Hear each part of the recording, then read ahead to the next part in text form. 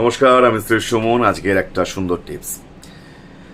নবার মা শব্দটা লিখুন। ৫১ পিঠের যে মা, সেই ৫১ পিঠের থেকে আপনার মনের ইচ্ছায় যাকে আপনি স্মরণ করবেন, ৯ জন মাকে মা শব্দটা ৯টা ঘরে লিখুন। একটা স্কোয়ারে, মানে একটা সাদা কাগজে সবুজ কালি দিয়ে লিখুন। নবার মা লিখুন ৯টা ঘর করে।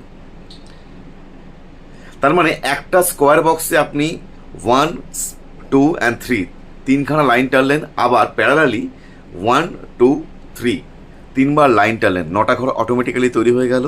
প্রত্যেকটা ঘরে মা শব্দটা লিখুন। আপনার মনের ইচ্ছা একটাই থাকবে সেখানে। শুক্লপক্ষ এবং কৃষ্ণপক্ষ আপনি 15 দিন ছাড়া ছাড়া ওই কাগজটাকে চেঞ্জ করবেন।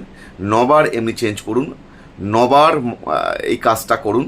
আপনার পকেটে রাখুন, আপনার কর্মস্থানে যান। আপনার যোগ্যতা থাকা সত্ত্বেও যে কাজগুলো হচ্ছে না, দেখবেন খুব তাড়াতাড়ি হয়ে যাবে। Thank you.